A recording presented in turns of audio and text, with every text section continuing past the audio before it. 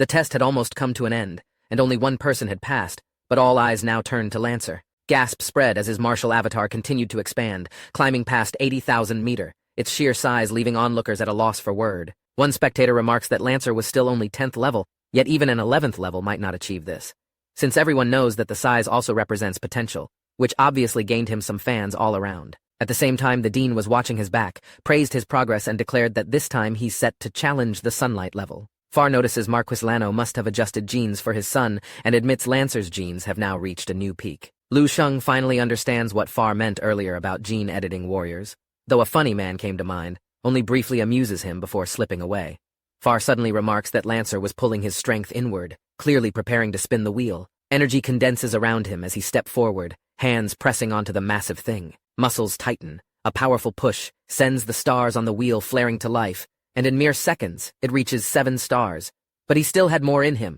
The shockwave forces many to shield themselves as he keeps pushing, drawing more comments when he reached 9 stars. Even the dean, now visibly excited, praises him twice before declaring that Lancer's bloodline had not only reached moonlight, but its peak of 9 stars, which he said was a feat unseen in thousands of years. Far is equally stunned, explaining that 9 stars is the very limit of extraordinary physique for most people, and that compared to Morningstar, Moonlight was like an elephant to an ant, let alone with 9 stars.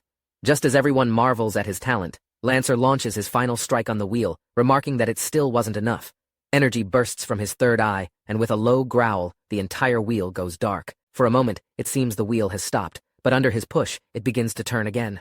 This time, flames erupt in its center as immense energy cascades down from above. The dean, nearly trembling, declares it the light of sunlight. The golden glow quickly stains red under the blaze. He announces that Lancer had shattered his own limits, breaking through to 1-star sunlight.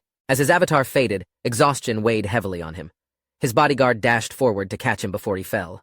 Seeing it was only fatigue, the guard's worry eased, and he remarked that Lancer had worked hard, certain Lord Lano would be proud. Lancer, still breathless, was nonetheless elated with his success. The guard knew that even if his own strength surpassed Lancer's now, only powerful bloodlines and perfected genes could forge a warrior of such caliber, and note a gulf in family heritage that he himself could never cross. The crowd fell silent, conceding that Lancer had not only maxed his bloodline, but had broken through to sunlight right there before their eyes. For many, the gap between themselves and someone born into such deep-rooted power now felt immeasurable, a height they might spend their whole lives just to dream about. Meanwhile, the dean stepped forward, clapped Lancer on the shoulder, and told him that he had done well, certain his father would finally feel his efforts had paid off. News of the feat raced across the Yamu sector, stirring high-ranking officials into action. In the Yamu Federation's parliament, several members had already convened. The elder presiding over the chamber reflected on the Marquise's young son, whose talent had just been tested, regretting only that he wasn't from their own sector. Even so, he insisted they honor Marquis Lano with a celebratory banquet for Lancer. A sudden voice urged them to wait. The elder turned to see a woman smiling, then told everyone it wasn't so certain. She spoke of a surprise she had prepared, adding that the true prodigy in her eyes and the person is none other than our boy. Under the skeptical stares of the counselors, she continued, revealing he had been brought over from the White Mist sector by her subordinate Far and now belonged to their sector. That caught the elder's interest. He wanted to know the young man's strength. The woman admitted she wasn't sure, but suspected it would be no less than Lancer's, likely sunlight level. The claim jolted the elder to his feet as he declared it had been far too many years since the Yamu sector had seen such a prodigy, and he would personally go to the testing site. Back at the testing site, Far received the order and immediately prepared to send Lu Sheng up, excitement and expectation written on his face, and he knew this was the perfect moment to deliver results. However, few in the crowd paid attention. Most assumed the main event had already passed and saw little reason to watch. But Far asserted that Lu Sheng was at least sunlight level, and noted that our boy is a natural-born talent. With high officials on their way, it was the perfect time for a spectacle. A few in the audience noticed the pair. One recognized Far, recalling his baron's title granted only a millennium ago, and wondered why he had come to join the commotion.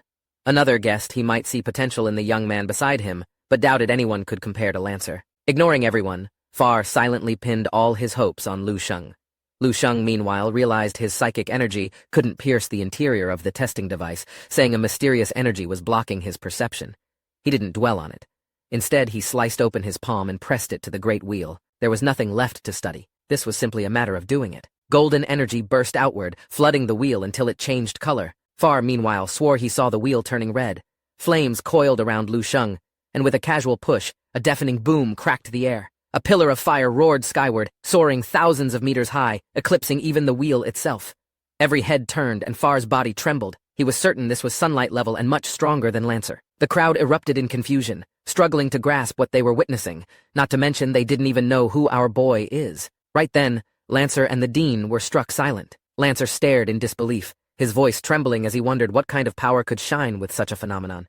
Meanwhile, the Dean gulped, remarking that this young man was no ordinary person, and was shocked to see him reaching sunlight level as well. Despite everyone being stunned, our boy's expression stayed the same, and if anything, there was a flicker of disdain, as if sunlight level was nothing remarkable. Then, without warning, an even greater surge of power drew toward him. For him, this test was only the beginning. The flames roar to life once again, and raw energy pools faster. However, he still seems unsatisfied. A sharp roar split the air as he pressed harder with one hand.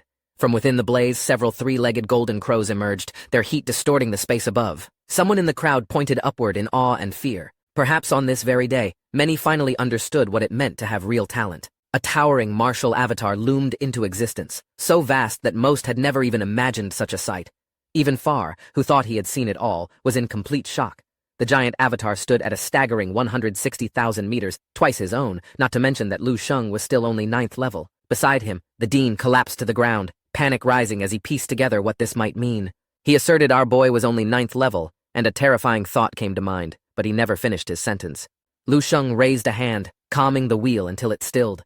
The avatar, he decided, was too large to control efficiently, so it was better to draw all that strength into himself. In an instant, the avatar condensed and circled close to his body. Then he declared it was time to continue. The wheel spun again under his push. This time it was much faster. Watching him manage it with one hand, Lancer coughed a mouthful of blood. His guard rushed to hold him as blood seeped from his nose and eyes, and he heard Lancer say, "It's impossible." The guard stayed silent, but inwardly remarked that Lancer's two-handed effort couldn't match the speed Lu Sheng achieved with just one. The rotation quickened, shockwaves rippling outward and even rattling nearby ships, the very ones carrying the high-ranking officials. On board, the woman notes that no word could capture the scope of this strength.